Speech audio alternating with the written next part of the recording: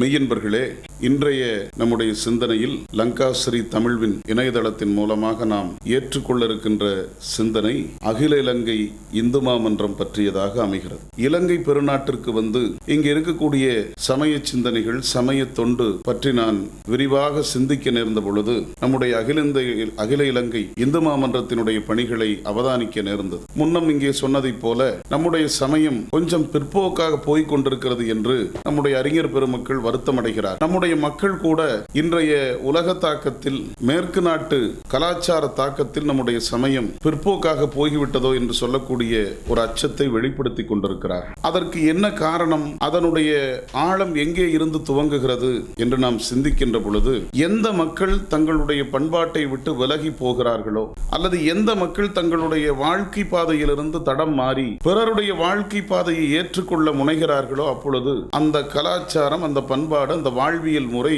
தன்னுடைய முனையை மழுங்கப்படுத்தப்படுகின்றது. அப்பொழுது அந்த வாழ்க்கை முறை மழுங்கடிக்கப்படுமானால் என்ன நிகழும்? ஓர் இனம் இருட்டுக்கு போய்விடும். ஓர் இனம் தன்னுடைய விழுமியங்களை இழந்துவிடும். அப்படியானால் நம் இனம் எப்படிப்பட்டது? அழகாக நம்முடைய நற்றமிழிலே சொல்வார்கள், கல் தோன்றி மண் தோன்றா காலத்தே முன் தோன்றிய மூத்த குடி என்று. அது ஒரு யதார்த்தமான சொற்றொடர் என்று யாரும் கருதிவிட வேண்டியதில்லை. ஏனென்றால் முதலில் மலைகள் தோன்றியது கடலில் இருந்து, அந்த மலைகளில் மனித இனம் தோன்றியது என்று சொன்னால், அந்த இனம் பேச பழகிய முதல் மொழி தமிழ் மொழி. அது மட்டுமல்ல, அந்த இனம் பயின்ற முதல் சமயம் நம்முடைய சமயம். ஆகவே உலகத்தினுடைய கலாச்சார பிறப்பிடம், உலகத்தினுடைய மொழி பிறப்பிடம், உலகத்தினுடைய மனித மாண்புகளின் பிறப்பிடம் நம்மிடத்திலே இருக்கிறது. அதனாலதான் நம்முடைய அறிஞர் பெருமக்கள் இந்த கலாச்சாரம், இந்த மொழி சிந்தனை, இந்த வாழ்வியல் விழுமங்கள் நம்மை விட்டு போய்விடக்கூடாது என்ற ஒரு அச்சத்தை வெளிப்படுத்தி கொண்டிருக்கிறார். இந்த அச்சம் வருவதற்கு இயல்பான ஒரு காரணம்,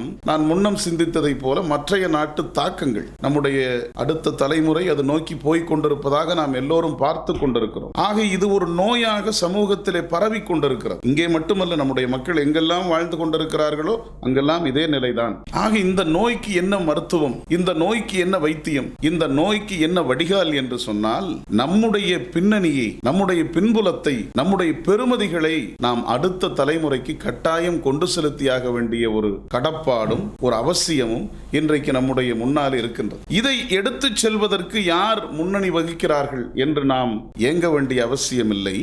அதற்கு காரணம், இந்த இலங்கை பெருநாட்டில் ஒரு கடுமையான காலகட்டத்தில், ஒரு நெருக்கடியான சூழ்நிலையில், ஒரு இடைஞ்சலான காலகட்டத்தில் இன்றைக்கு அகில இலங்கை இந்து மாமன்றம் தன்னை பிரகடனப்படுத்திக் கொண்டு 63 ஆண்டுகள் பாரம்பரியம் மிக்க ஒரு பெருநிறுவனம் இன்றைக்கு தன்னை முன்னிலைப்படுத்திக் கொண்டு, தன்னை முன்னே நிறுத்திக் கொண்டு, கேடயமாக இந்த மக்களுக்கு, இந்த சமயத்திற்கு, இந்த பண்பாட்டிற்கு, இந்த மொழிக்கு பாதுகாவலனாக தன்னை ஆக்கி தந்திருக்கிறது என்பதை சிந்திக்கிற பொழுது உலகளாவிய அளவிலே நாம் பெருமை கொள்ளத்தக்க விடயமாக நமக்கு அமைந்திருக்கின்றது. இந்த மன்றத்தினுடைய பணிகளை நான் கூர்மையாக அவதானித்து, அவர்கள் எங்கே செல்லுகிறார்கள், நாகரீகத்தினுடைய, பண்பாட்டினுடைய, மொழியினுடைய, சமயத்தினுடைய மூலத்தை நோக்கி அவர்கள் போய்கொண்டிருக்கிறார். அந்த மூலத்தினுடைய முனை மழுங்காமல் அவர்கள் பாதுகாப்பதற்குரிய ஒரு பெரும் திருப்பணியை அவர்கள் ஏறெடுத்திருக்கின்றார். பசித்த மக்களுக்கு உணவு, நோயுற்றவர்களுக்கு மருந்து, அறிவு பெற துடிக்கிறவர்களுக்கு அறிவு விசால கல்வி, இவைகள்தான் மற்ற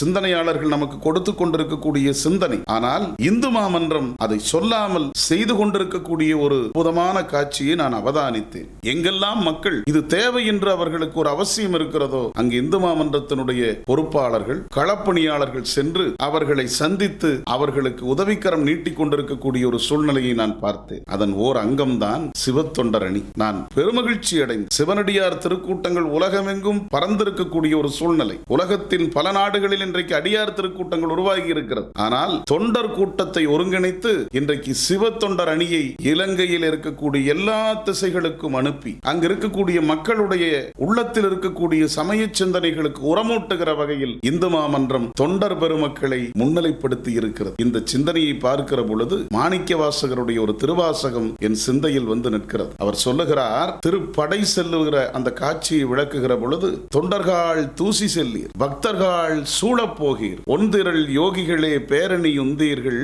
திந்திரள் சித்தர்களை கடைக்கூழச் செல்மின்கள், அண்டர்நாடு ஆழ்வோம் நாம் அல்லல் படை வாராமே என்று திருவாசகத்தில் சொல்லுகிறார். அதன் பொருள் என்னவென்று சொன்னால், இந்த உலகத்தில் சமயத்தினுடைய உச்சத்தில் இருக்கிற மகான்கள் என்று போற்றப்படுகிற முனிவர்கள், யோகிகள், அறிஞர்கள், அவர்களையெல்லாம் மாணிக்கவாசகர் அந்த பேரணியில் எங்கே வர சொல்லுகிறார் தெரியுமா?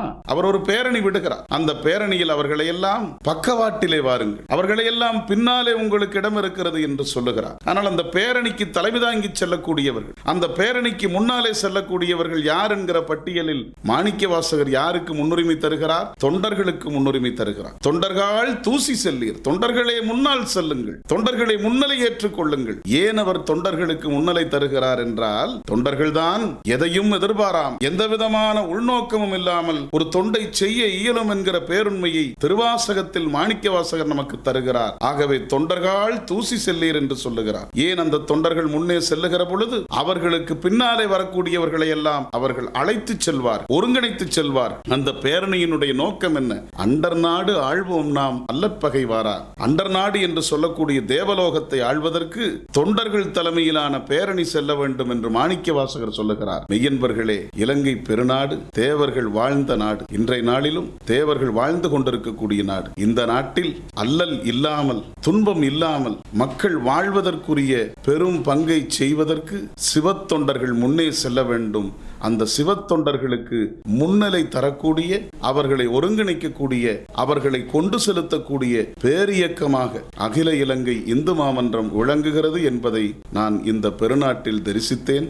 அவர்களுடைய திருப்பணி வாழ்க, அவர்களுடைய திருத்தொண்டு ஓங்குக, அவர்களுடைய பணி மேலும் மேலும் என்ன நோக்கத்திற்காக செல்லுகிறதோ அந்த நோக்கத்தை இலகுவாக எட்ட வேண்டும் என்று சொல்லி அம்பலக்கூத்தன் திருவடிகளை பணிந்து இந்த லங்காஸ்ரீ தமிழ்வின் இணையத்தின் மூலமாக என்னுடைய அன்பையும் பணிவையும் வணக்கத்தையும் உரித்தாக்குகின்றேன். திருச்சிற்றம்பலம்.